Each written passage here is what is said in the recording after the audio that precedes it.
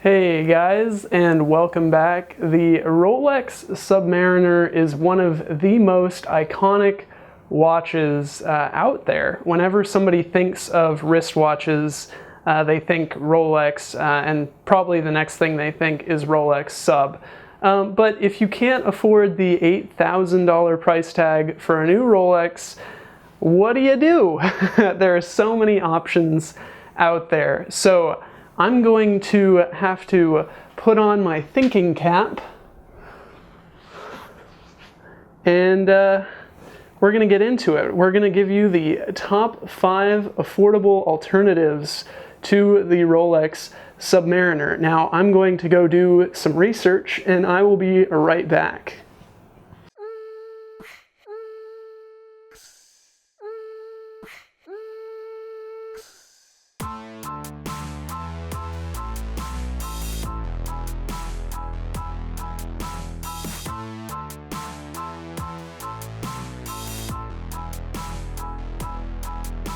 So I spent years and years researching, and I wrote very in-depth stuff on all of these alternatives. So I have all of the information right here, and I'm going to bestow it into your mind. And the hat was just too much with all the dad jokes that I say, and then that hat, like I am actually a dad. So let's get right on into it here. The first alternative to the Rolex Sub comes in at $90, and I'm actually probably going to get a lot of flack for even mentioning this brand, but this is the Invicta 8296. Now this is actually, I think, the first automatic watch that I ever purchased, and it is because it is a Homage watch. It looks so close to the Rolex Submariner. Now there are issues with the quality. Obviously, you know, if you buy a $100 watch to try to live up to the name of an $8,000 watch, there is going to be a quality disparity there. So, you know, and Invicta is not really liked in the watch community, so I'm actually gonna move like right on past this.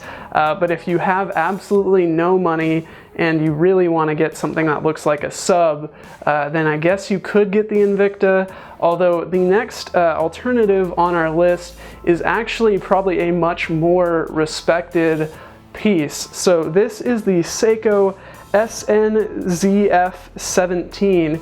This comes in at about $140. It has its own kind of like design on it. I mean, at the 12 o'clock position, it has a different hour marker, and then it also kind of has that iconic Seiko 5 looking hour hand, which is pretty cool. It does also have the day in addition to the date complication.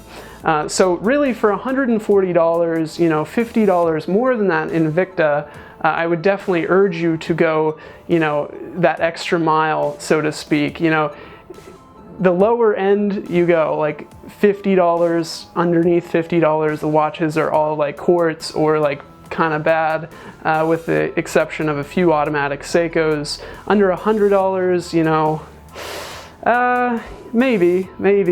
$200, okay, you're starting to get cool things like sapphire crystal, display back cases, and then, you know, $500, you're really getting like either a Swiss watch or a really good Japanese movement, in addition to a solid bracelet and just an overall solid watch. So moving on, that's kind of a distraction. I digress from the topic of this video. For $200, you could get another icon, which is the Seiko SKX007. I don't even have to look at my cheat sheet for that one, because I know it by heart. I've memorized the dial design. Actually, I haven't, because it does have a day and a date, just like the last watch that we looked at, but this is actually a diving watch that was, you know, designed for diving, so it doesn't have a display back case. It is $200. It does have a very similar bezel to the Rolex Submariner, but it has a pretty completely different dial and hour marker design, and a very different hour indice, or the hour hand design. So this is definitely a really good alternative if you want something that is respected in the community and has its own sense of style and flair and isn't a complete rip-off of the Rolex Submariner, like the first watch that I mentioned is.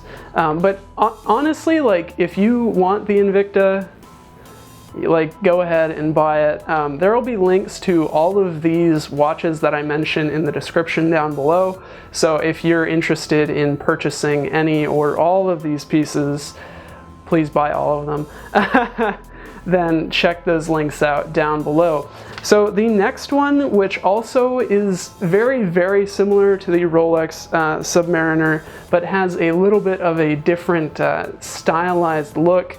This is also respected in the community, but not as much. Also, like, if you really want to watch, it doesn't really matter what the community thinks.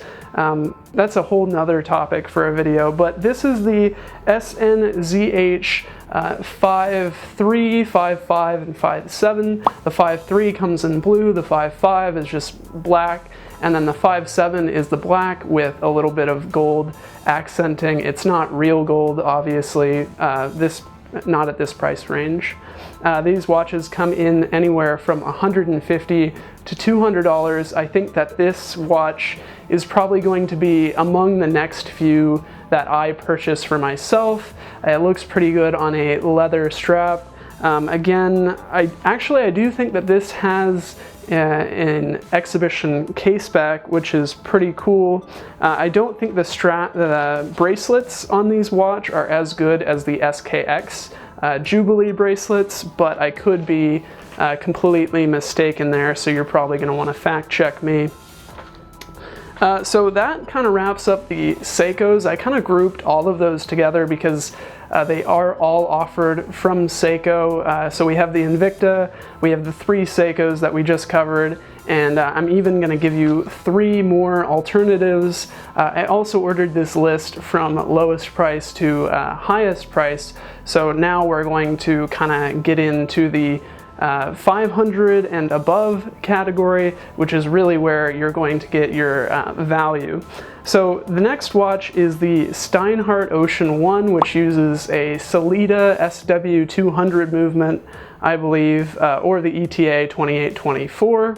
And this watch actually has some blue accenting on the dial, and it puts the date at the 6 o'clock position. If you see me looking down, I'm referencing my notes.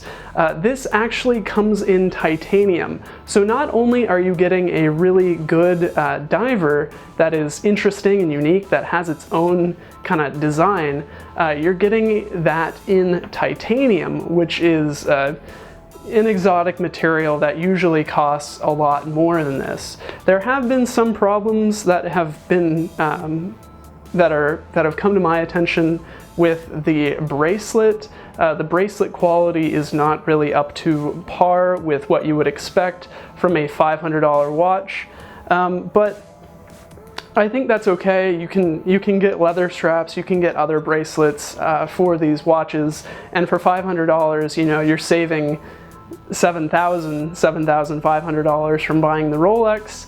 So yeah, somebody's gonna get mad that I just said that, but definitely let me know if I just offended you in the comment section below. But yeah, so up next we actually have the watch that I'm wearing today for this video. This is the Christopher Ward C60 Trident Pro 600. The really interesting thing about this watch is that it is rated at a water resistance of 600 meters, which is kind of insane. The bezel on this is ceramic. I do believe the bezel on the Steinhart Ocean 1 that we just talked about is also ceramic. I forgot to mention that. This watch is about $750 right now, brand new, on the metal bracelet, which is actually really good. I definitely can attest to the quality of this metal bracelet. It's fantastic. It might be actually it is the best metal bracelet on a watch that I've experienced. So you know, obviously this is actually probably the most expensive watch that I've ever owned, so maybe that might change if I had more expensive watches, but it is a pretty solid bracelet. It is a pretty solid watch. It doesn't exactly match the dial design of the Rolex Submariner, but I think it's so close, and really with these more higher end watches, you don't necessarily want to be a complete copy of the Rolex Submariner. Otherwise, you know, you might as well just save up for a real Rolex Submariner. You know, if you have $1,000 lying around, depending on your situation, you know, you might just want to save for a few years to get the Rolex rather than, you know, buying one of these and getting back to square one. But honestly, like, that is a whole nother topic for another video. I'm just gonna move on with this one. So we're on to the last affordable alternative to the Rolex Submariner, and all of the people who are Rolex fans are probably not gonna have any problems with this recommendation. I'm going to recommend the black titanium, I believe, Tudor Pelagos. This is titanium. As I said, it comes in multiple different colors. The cost ranges from $3,000 to $4,000, so it's about half of the price of the Rolex Submariner, and again, that price does depend on whether or not you get it in steel or titanium, or, you know, what color the dial is. What I saw when I looked online was blue and black, and the blue was in steel and the black was in titanium, but I'm sure that there are definitely more arrangements available for you. This is actually a watch that I am really interested in. It does have a little bit of a different design than the Rolex. It has an in-house movement, no display back case, and then again it would have a really high quality bracelet. So I hope that you guys enjoyed that very thorough report here. It's gone now. It's dead. All of my hard work is gone. So if you did like this video, please give me a like for all that time that I spent at the library, the watch library. And if you want to see some more of this thinking cap, definitely let me know. I'm about to go full dad mode on you guys. Thanks for watching. My name is Josh. Bye.